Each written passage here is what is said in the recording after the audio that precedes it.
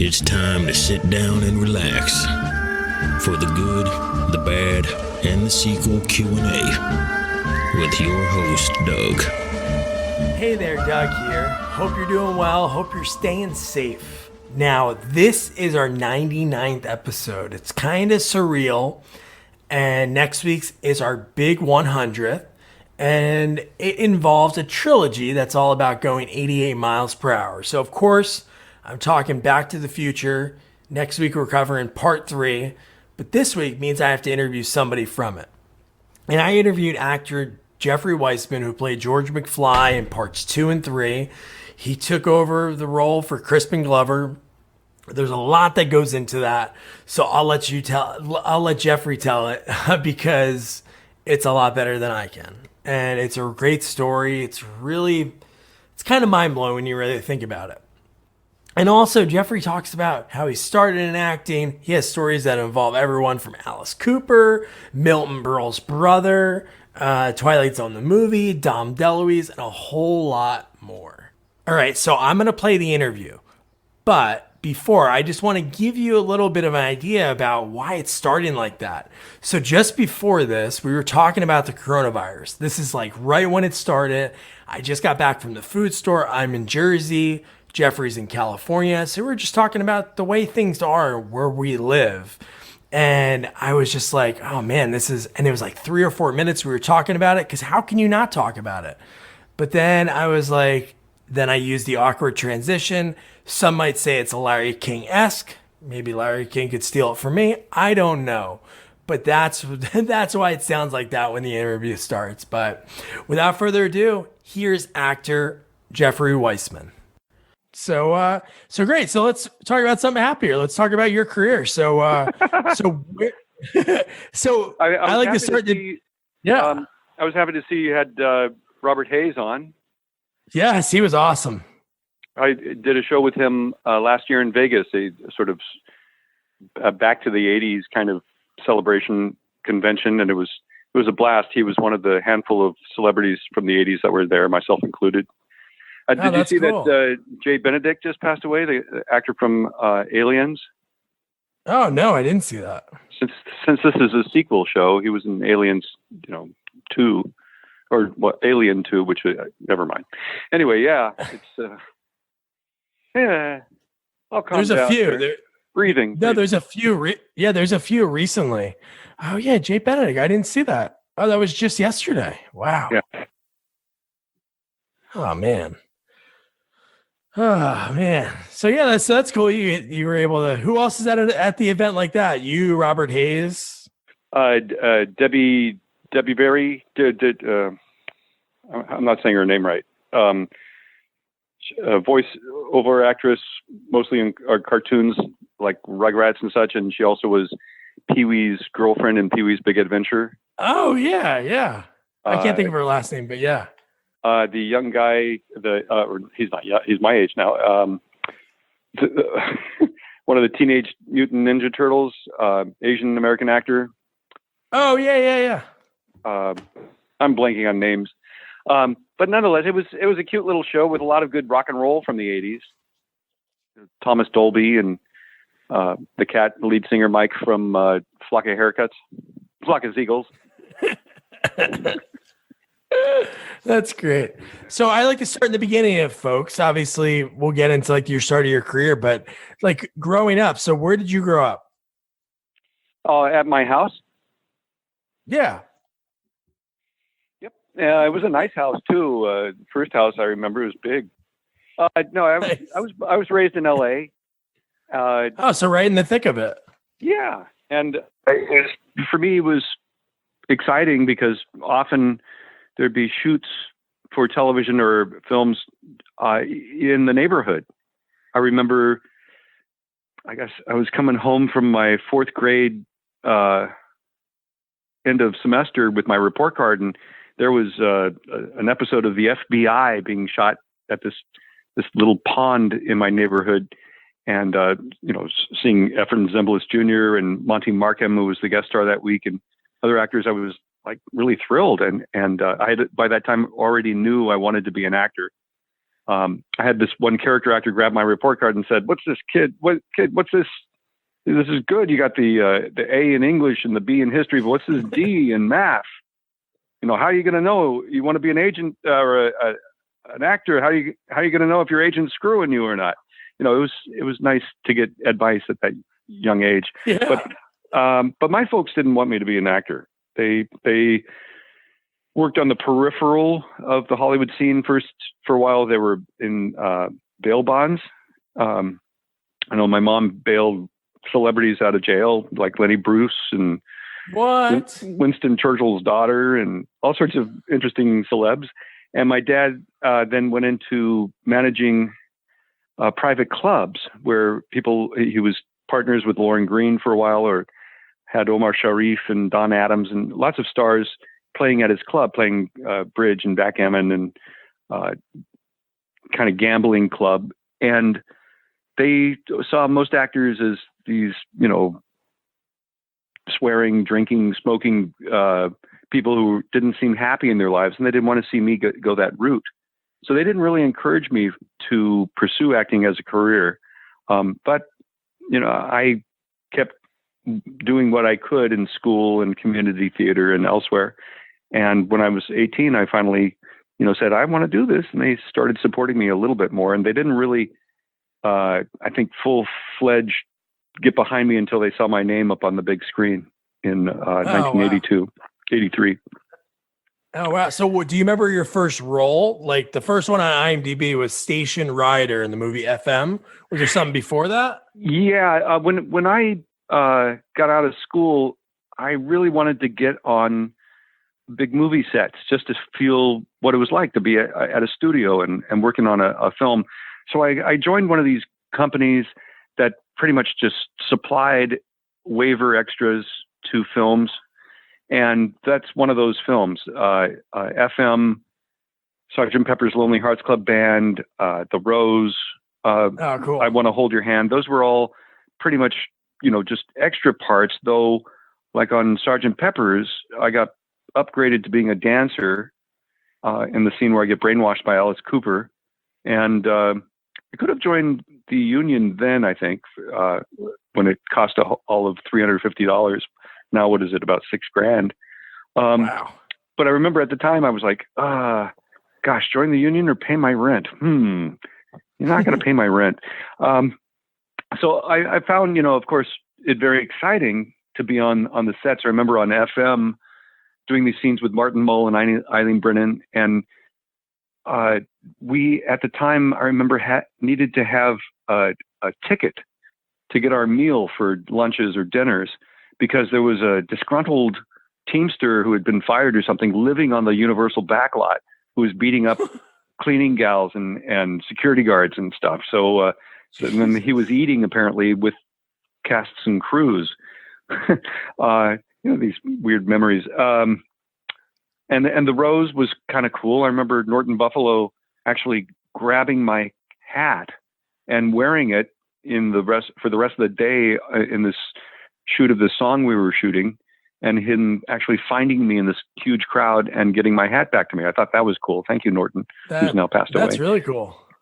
Other memories. I remember on Sgt. Pepper's, this very beautiful blonde dancer, I kind of had, a teenage crush on. All of a sudden I was like, this girl is beautiful. And she was very friendly to me. And by the second day of the shoot, we were having lunch. She even bought me a beer. I think I was only 18 at the time. And I was like kind of gaga over her. And on the third day, we had Alice up on the big screen. He wasn't there in person until the third day he showed up. And I remember going to see this girl first thing in the morning after getting out of makeup and wardrobe. And I went up to her and said, "Hey, Cheryl, good morning." She says, "Jeffrey, I want you to meet my husband, Alice." I was like, "Oh, God." And they're still married, which is lovely. He's got good taste. So I, ultimately didn't have a lot of satisfaction doing these extra roles. It was kind of cool to be like on I Want to Hold Your Hand, where the crowds are rioting or chanting outside the Beatles Hotel in '63 or whatever year it was supposed to be in New York in the dead of winter. And here we were in the back lot in Burbank, and it's 105 degrees. So the people were dropping like flies. They're getting heat being overheated. And I remember Zemeckis, I don't think he was capable or had the confidence to direct the crowd scenes. So he got a friend of his to direct the crowd scenes. It was Spielberg up on the ladder directing us all. And that was kind of cool. Oh, who's that guy? Oh, that's Spielberg. Oh, far out. So it was nice to be on the sets and around the movers and shakers, but ultimately not so satisfying. And I had the artistic director of the Dorothy Chandler, the main theater in Los Angeles downtown, after I auditioned for him for a new Neil Simon play, say, you got talent, kid, but you need to get training. And he said, no one will take you seriously unless you get training. So I got his recommendations where to go. And on the West Coast, I went for the American Conservatory Theater and moved to San Francisco, along with the Renaissance Fair that I was working at the time, and set my sights on getting in there, and finally did, and started my training towards my master's in theater and acting. And then while doing my intermediate studies, I fell into an opportunity to screen test for the lead in a film called The Genius.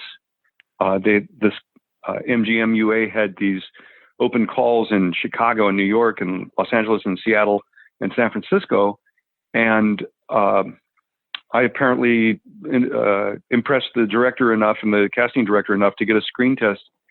And an agent who was friends with the director at that time, his name was Martin Brest, an agent who asked, Marty, who's your favorite for the role? He said my name.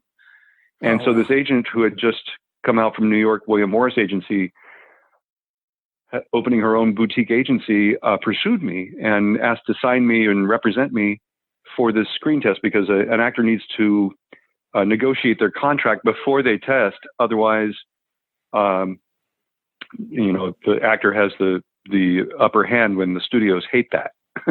Okay. But in the meantime, waiting for this screen test to happen, the film, the main star who was attached to it, Warren Oates, passed away. And the film went into turnaround. MGM and UA had merged, and the new powers that be couldn't decide whether or not they wanted to go ahead with this film. And it had been in pre-production now for over half a year or more. And so things got a little wonky, and I just kept going to school and biding my time. And eventually the name of the film changed from The Genius to Wargames. And I tested with Ali Sheedy the same day that Dana Carvey and Brian Backer and John Stockwell and who else? Eric Stoltz.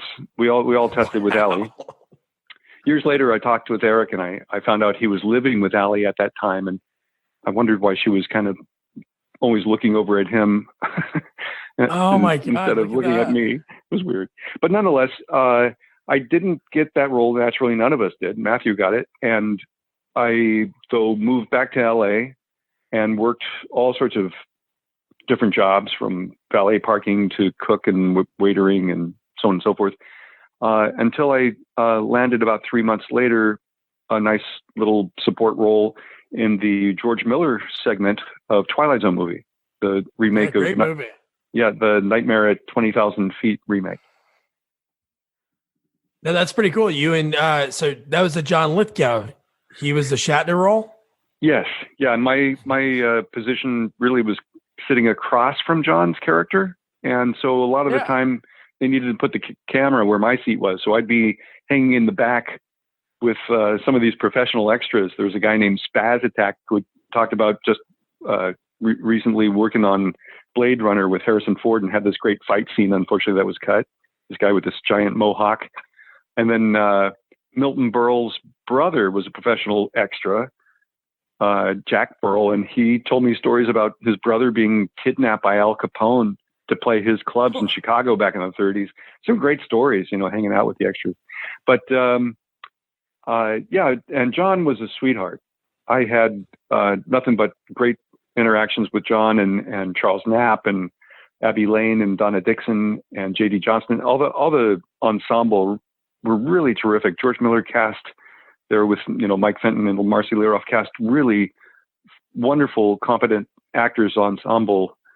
It was a treat being on it. I was surprised being on it because the terrible accident with John Landis, which had happened earlier in the year, I figured that film was dead in the water. But Spielberg said, the accident happened on the last day of that shoot, and he decided he wanted to finish it, which I thought was in terrible taste. But I got cast, and it was a dream working with George Miller. He's just a fantastic actor's director.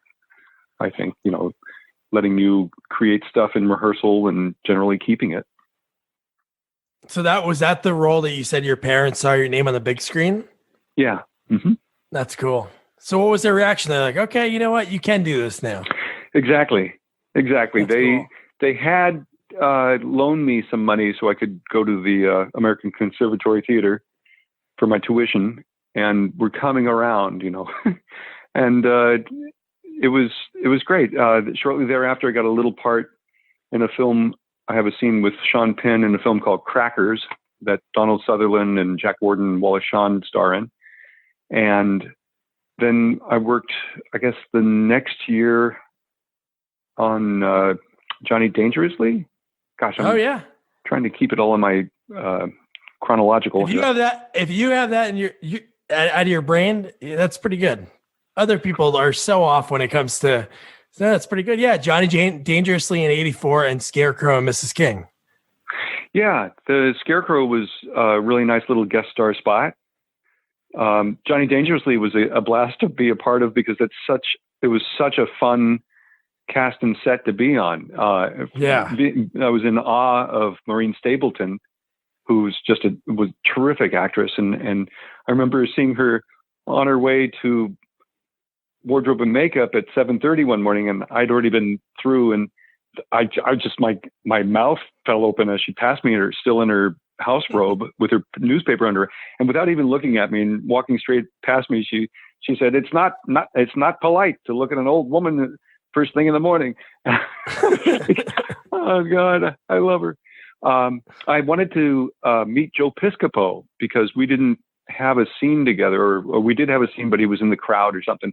And I remember knocking on his trailer door before leaving for the day, and it was like, "Come in." I was like, "Oh, okay." And so I went in, and who are you? And I was like, "I just wanted to tell you how much I'm enjoying your work on Saturday Night Live," and so on. And he wanted to know all about me, and he was delighted to be working on a film. He just loved making movies. I don't know what happened to Joe. He was so much fun. And then I became friends with Dom DeLuise on that shoot, and who later on in my career helped me by using characters I played at Universal to warm up his shows that he shot at Universal in special events. That was kind of cool. Really? So from that connection, from that set, you became buddies, and then later on, how later on did you work with him? Many years later. That's cool. He recognized me I was playing Stan Laurel at Universal Studios from 87 to 2001 or so. And he had seen me and he recognized me from Johnny Dangerously. And he specifically requested my partner and I, as Laurel and Hardy, to come warm up the queue coming into his new Candid Camera show. And then he was, big and Feifel, American Tail, and would use us as sort of company during these junkets for the press for the opening of that show. And then I ran into him at the Silent Movie House with Mel Brooks and Anne Bancroft. And he had to introduce me. He was like, "Mel, and this boy, you see Jeffrey as Stan Laurel or Charlie Chaplin or Groucho Marx, and you think they're there, and he's brilliant," and so on and so forth. And I had to remind Mel that I auditioned for him for Men in Tights with my Marx Brothers team. And Mel said, "Oh, I remember you. We liked you. But we had to cut the roles because in the big banquet scene, because the actor playing Don Corleone wanted more money." At which point I realized that was Dom. So I just turned to Dom and I started choking him, strangling Dom DeLuise. It was not easy, but Yeah. So the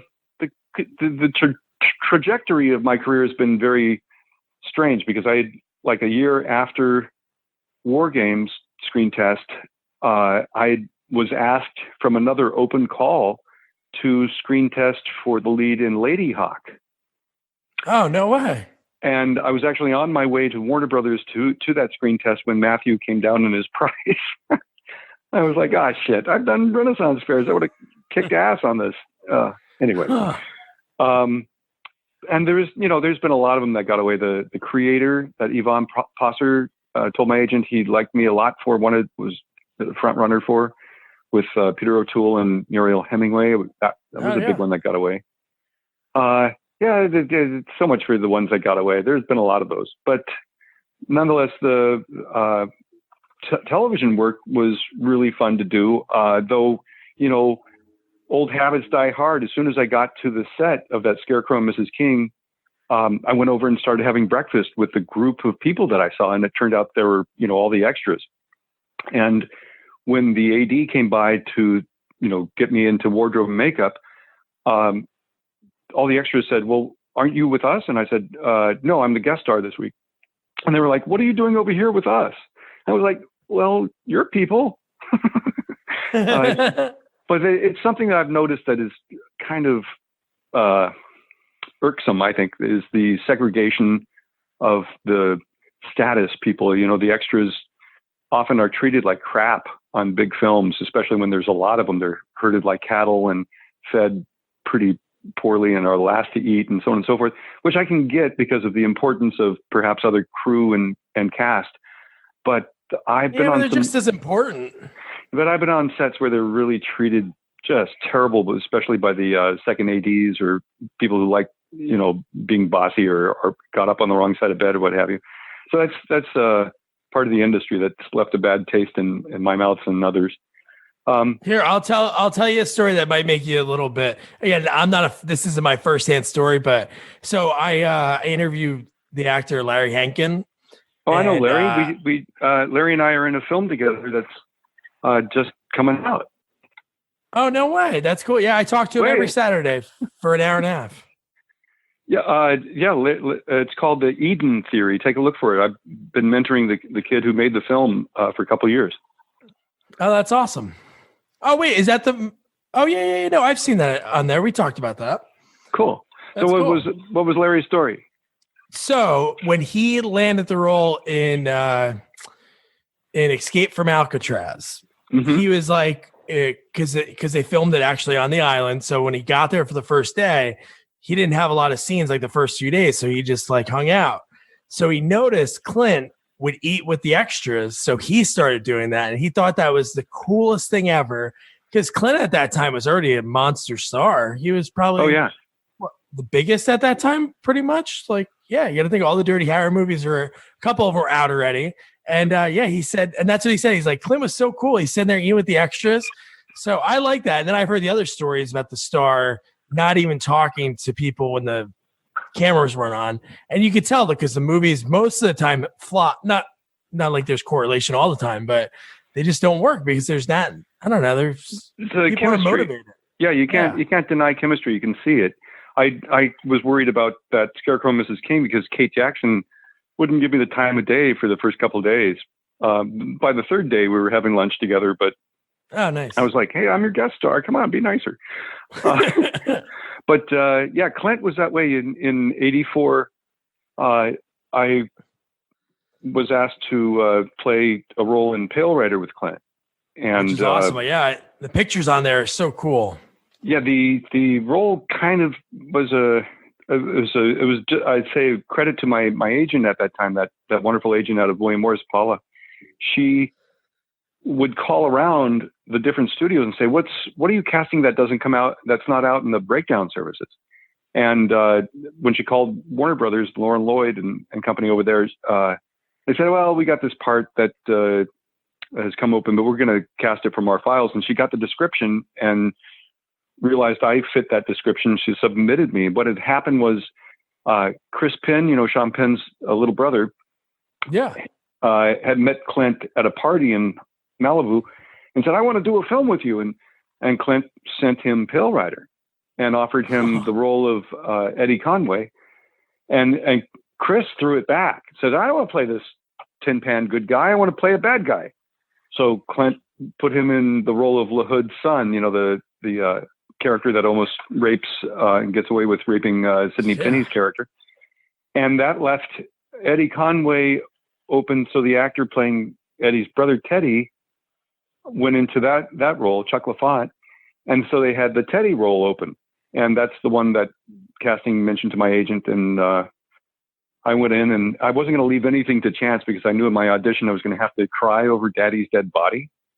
And so I use a lot of different acting techniques, and whatever works for me works. I don't want to leave anything to chance. So I had, my sort of emotional recall, locking my grandma's hair in my pocket, and I'd done my fantasy charging stuff, or using, my fantasizing my own father's dead body and crying over that. And then it was kind of zen because it was pretty well written. And when Fritz Mans, the producer, started shooting me with the video, the tears came fine and the lines came, and I was in it, and he sent it to Clint. And, 3 days later, I'm on an airplane to Idaho to shoot for 4 weeks.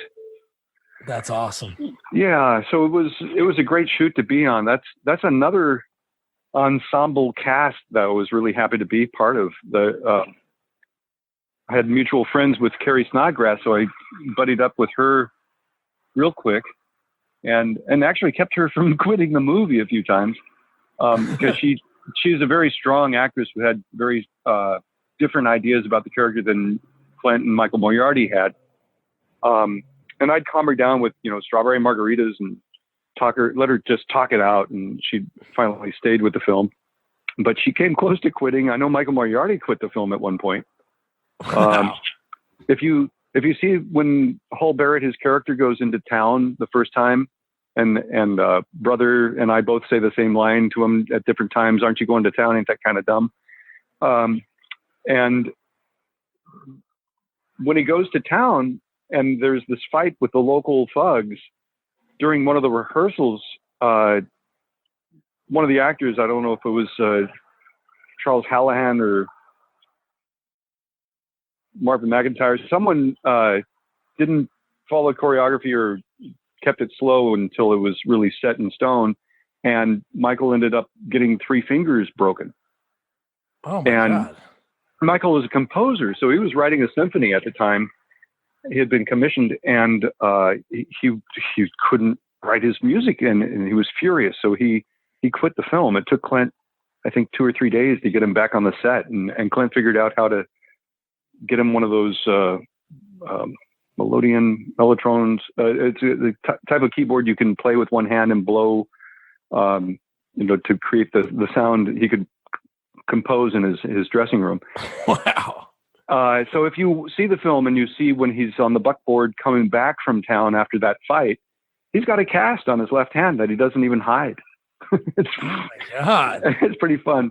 There's a lot of interesting creative editing in that. When we shot Daddy's death scene where Spider gets shot from head to toe with the giant gold nugget, it took us 3 days to shoot that scene. And the first day was sunshine but snow on the ground because we were shooting on the top of a mountain that was exposed. It was like most of the time with the wind chill factor about 10 below. Yeah. It was a cold shoot. So the every time we'd shoot a little bit of him, getting shot and the coverage, he'd have to change wardrobe, and get wired for the bullet holes and all that stuff. And the second day of that shoot, we were in a blizzard. So when it goes to the coverage of Brother and I, Teddy and Eddie, at the Mercantile, you can see we're in a blizzard. And it cuts back to Spider, and he's in sunshine. But the editor, really was fantastic. It happened so fast, it doesn't register. And then on the third day, when we finally made it to Doug's body, Spider's body, all the snow had melted and the sun was back out. So we had to bring in the oil-based snow machine. So when you see Blankenship, the Mercantile guy, coming after the boys to get them away from the dead body out of harm's way or whatever, and he's walking through the snow is picked up by the wind in these giant clumps, and snow doesn't act like that. So it's something to watch for, which is kind of amusing for those pretty cool. I got to check that out. sheltered at home that have nothing better to do. Yes, right. And then from there, it's a few times on your IMDb, and I wanted to ask you like what you did on those. So they have like Loverboy, Heathers, and like Crime of Innocence, voice actor. What were kind of some things they did on those? Yeah, best times. Yeah, about that time in the early mid '80s, I joined a loop group called Custom Looping. Lee French, who was in the committee with Larry Hankin, in fact, got improv actors to go in and do the voices of the people who are not mic'd. You know, all films and TV shows generally mic the principals. And yet if someone's walking by and their mouth is moving, they're not on mic, so they need to have something in their mouths coming out. And then also there's a general, what we call in the industry, laying a carpet, where if it's a crowd scene, you have people just speaking non-specifically, and then they turn it way down. And so on Heather's Crime of Innocence, I filled in various voices for various characters. The Crime of Innocence was a Andy Griffith TV movie based on a true story where this judge sends these girls who were being bad, who ran away from home for the night or something, even though they came home at midnight or whatever, because the parents had filed a report, they still had to appear in court. And to teach them a lesson, the judge sent them to jail. And then while at jail, they were raped by the guards.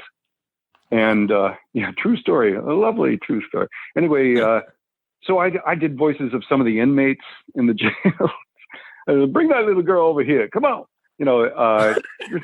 Really fun stuff. The group of actors, voice actors we had were like Nicholas Guest, Christopher Guest's brother, and Lorraine Newman's sister Tracy, and Archie Hahn, all these really great, funny improv artists. And it was great to work on Heathers and see it before anyone else. Among the Loverboy, the same thing. And then going back to Pale Rider, I remember I showed up to do my own ADR, that's dialogue replacement, since there was a technical problem with my crying over Dad's dead body. So I come in, and sure enough, my loop group is there. And Lee looks at me and says, "I didn't call you in for this." I said, "Well, I'm here to do my own stuff." And she was like, "What?" I said, "I'm in this movie." And so it was nice to get a little recognition that it was actually on camera instead of just behind the microphone. Yeah.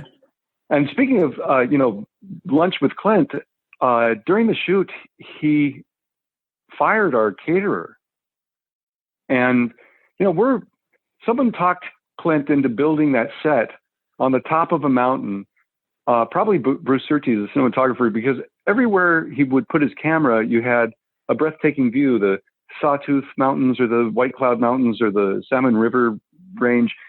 And the next day after firing the caterer, the new caterer came in, and I was having lunch. It was just Clint and I in a blizzard having steak and lobster.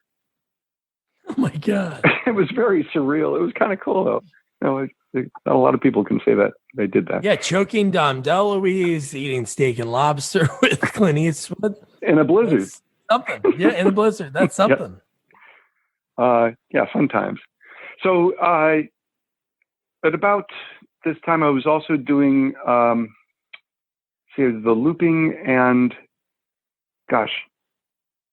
you got my IMDb up? I'm trying to think. What you have in that year, it's pretty much Loverboy, Heathers in 89, and then Back to the Future Part 2. Before that, there's a few things like Max Headroom. Oh, Dallas. Yeah. The commercial. I did a Back to the Future theme Cherry Coke commercial. Really? Talk about irony in 85, I guess that was. Yeah, Stan Dragati was a feature director, directed this commercial for Cherry Coke, big budget. And I remember I got 2 commercials that year with Victoria Jackson from Saturday Night Live back then. Oh, yeah. One was a Mitsubishi truck commercial that when I improvised my tagline, I improvised my bit for the audition. They used what I came up with as the tagline for the spot. That was really kind of fun. Soak it up, boys. Oh, my God. So in the Cherry Coke one, the Marty McFly character goes back to the 50s, tries the Cherry Coke and says, got to take this back to the 80s. And I'm just a greaser in that. But I mean, it's kind of ironic with how history played out with me becoming a part of those films. And it's crazy that it was a Cherry Coke commercial because in Back to the Future 2, there's a Pepsi joke. Yes, because Pepsi paid all the money. Oh, I'm sure they did. And I think Michael liked Pepsi too. So how did that all come about? Because I'm sure you saw the first one and you're like, hey, Crispin Glover's in this role. How did it get presented to you by your agent? Yeah, I knew Crispin from a film I did with him and Dan O'Herlihy at the American Film Institute in '83 before he got the first Back to the Future. So when Back to the Future came out and I saw him, I was like, I know that guy. He's fucking rocking this. He's knocking it out of the park. He was so great in that role. So in '88, I guess it was, I was working at Universal playing Stan Laurel and Charlie Chaplin. And the agent who handled lookalikes also supplied the Back to the Future office's production with Michael's photo double, Kevin Holloway. Oh, wow. And Jeff Breyer called me up and said, do you know who Crispin Glover is? I was like, yeah. Well, this production's looking for a photo double stand-in for him. And I was like, well, no, he's taller than me and I don't look anything like him. But get me in there. You know, I need to work. My second kid, baby was on its way and I needed to get my medical. So yeah. I went down and met with the assistant directors who then, I guess, talked to production about me. And then I was sent to casting and read a scene from the first film. And I guess they liked me enough to send me then to makeup, who then started fitting me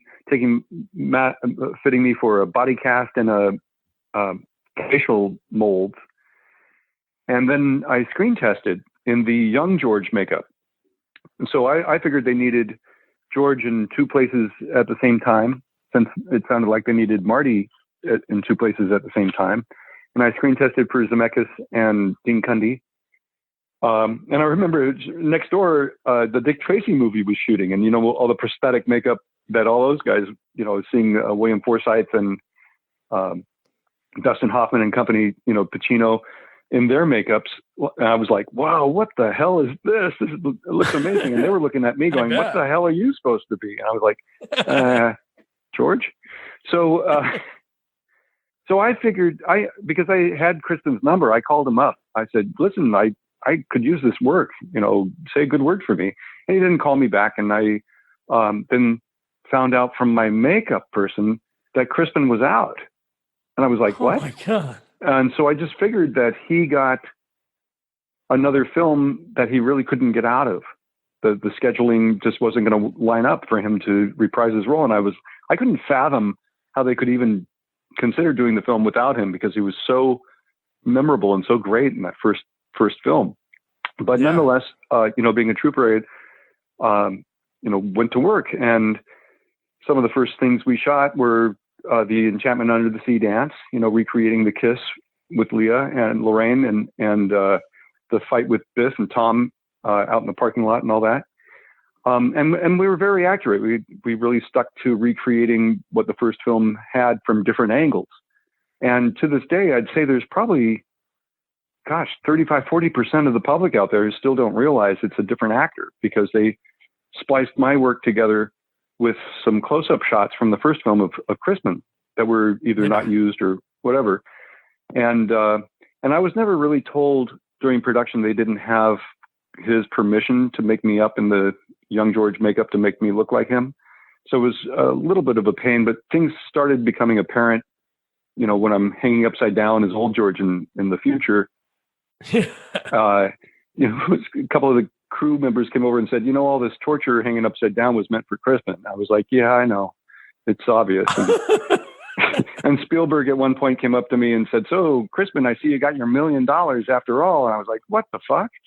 It was pretty upsetting actually to kind of learn that both sides didn't like each other. After part 3 came out, Crispin called me up and said, what they did to you and what they've done to me is not fair. And I'm going to have to go after them. I was like, I think you should, because it really was kind of crummy.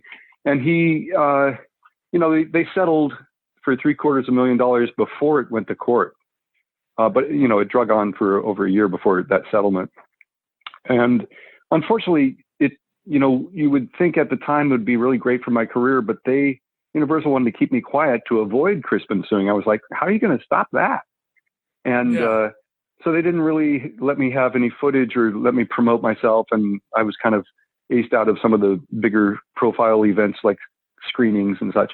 And really? So you weren't allowed to go to any screenings? No. That's it was weird. kind of crummy. Well, one of them, I think for part 3, they were going to let me come if I bought the ticket, and it was a charity, so a $350 ticket to go watch a movie that I'm in. I was like, this isn't right. I was bullshit. There. Yeah, and I was out of town for the part 2 screening, but I talked to movie theater in New York where I was doing the Macy's parade into letting me come with some friends, and that was kind of cool. That's awesome. What was it like seeing yourself on the big screen, like sitting in the audience? Oh, it's always exciting. When the name comes up on the screen, your friends or people are in the audience that know you, and they cheer. That's always a good feeling. My favorite is when I get a laugh, like in Pale Rider, when Teddy says, you're going to town, right after Eddie up the road said the same thing, and the audience gives a big laugh. That's rewarding. I bet. Can't deny it. I remember going to see Sergeant Pepper's in Westwood, with 500 screaming adolescent girls every time Bee Gees or Peter Frampton would come on the screen, but they were screaming at them. It wasn't me. So but I lived vicariously through them. That's good.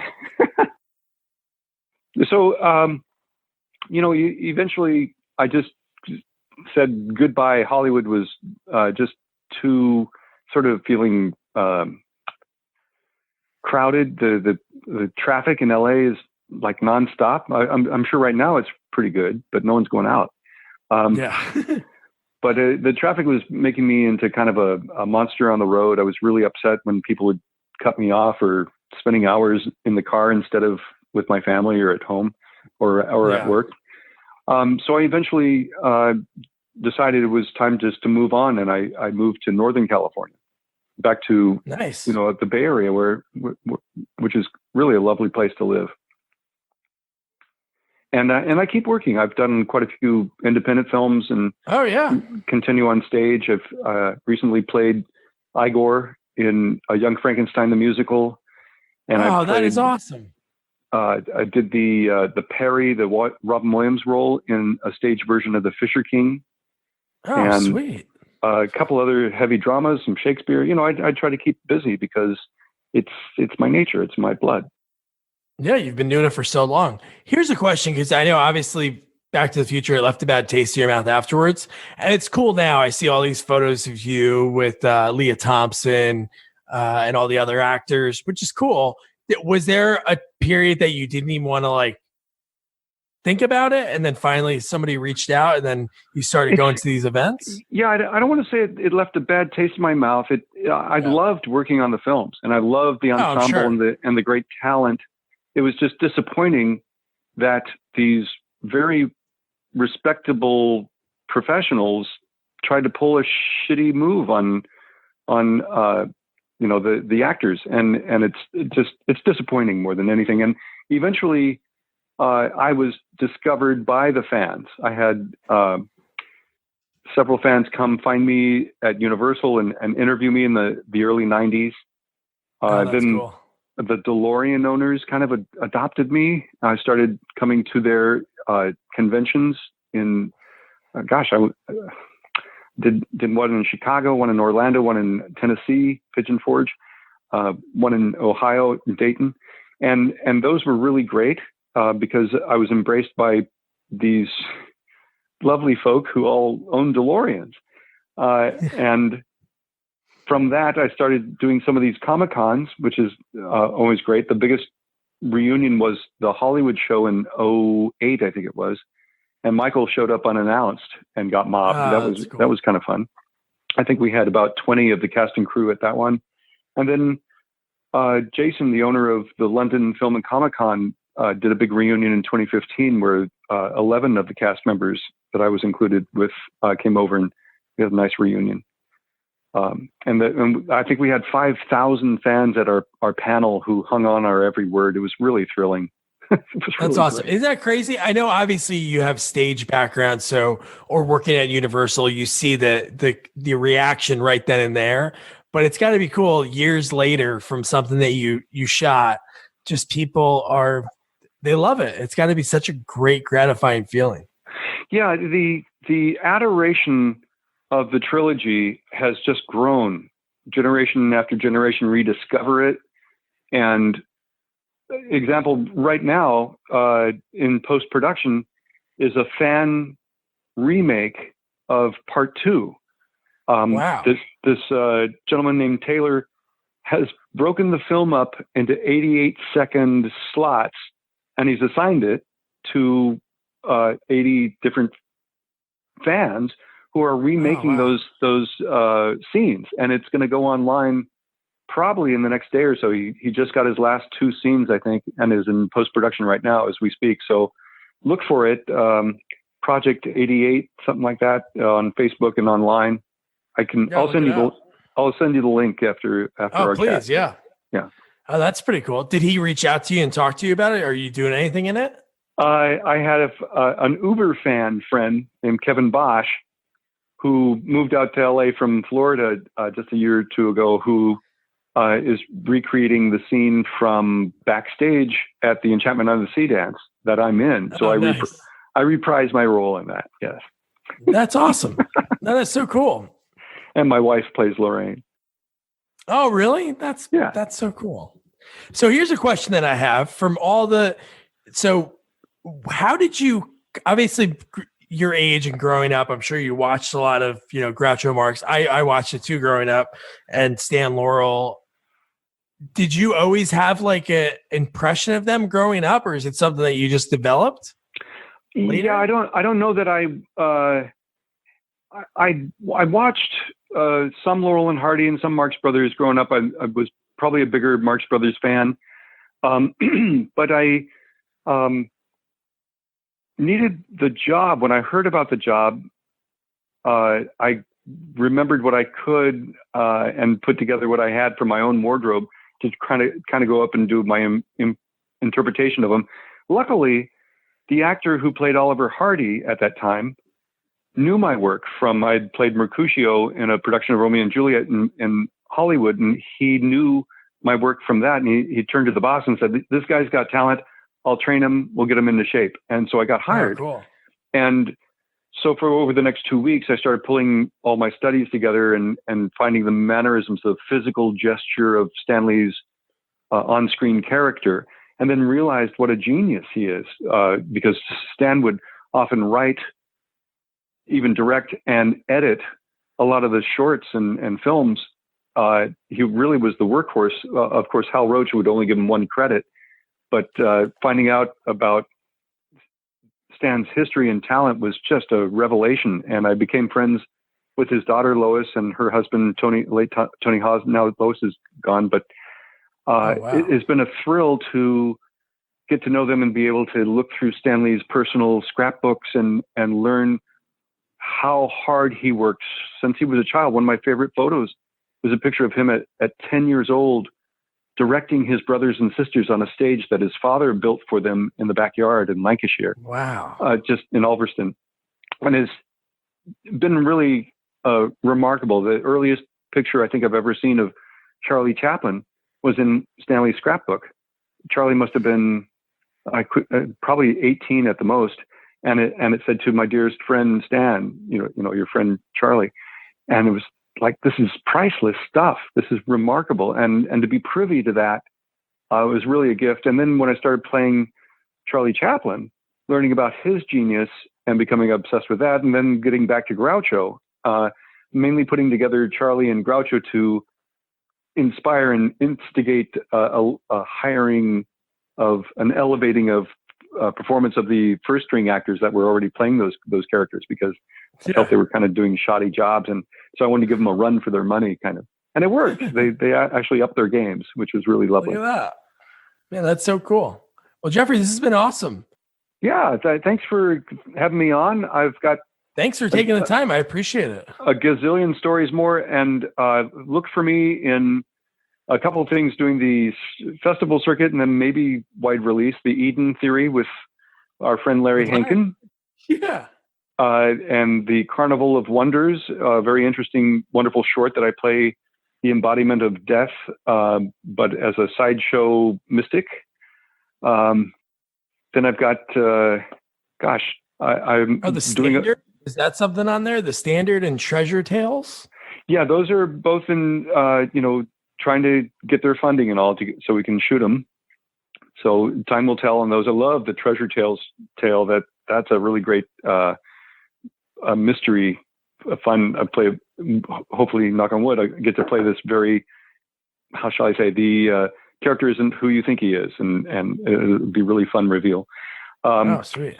And then I'm also writing a one-man show playing Mark Twain, where I did a PBS movie dramatization of Twain's trip to Israel, the Holy Land, in 1867.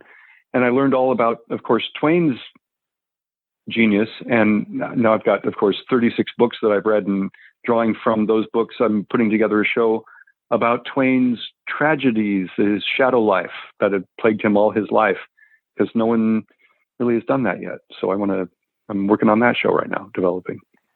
That's awesome. You got a lot going on. Well, I wish you the best, and I'll keep tabs on you, and we'll keep in touch. I'm going to talk to Larry about you this Saturday. Oh, great. Give him a big howdy for me, and I'll send you some links and photos to support Sweet. This interview. Awesome, man. Well, thank you, Jeffrey. Have a great rest of your day, and stay safe. Everyone stay safe. Stay safe and healthy. Yes. Thanks again. Bye. And man, wasn't Jeffrey awesome? Just imagine having the opportunity to, a lot of his stories, the opportunities and the chance that he had, he's like talking and kind of sweet on Alice Cooper's girlfriend.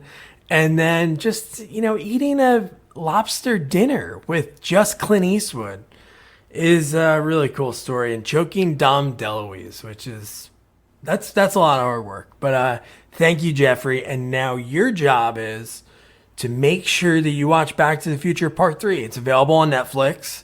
It's one that I did not watch as much as parts 1 and 2. So that's pretty interesting. And also, I'm going to put all of Jeffrey's information in the episode notes so you can follow him on social media. And then also you could check out his IMDb for some of the projects that he was talking about towards the end. And don't forget to review, rate, share our podcast. It helps us out, so rate us 5 stars and write something nice. And don't forget to follow us on all social media at Sequels Only.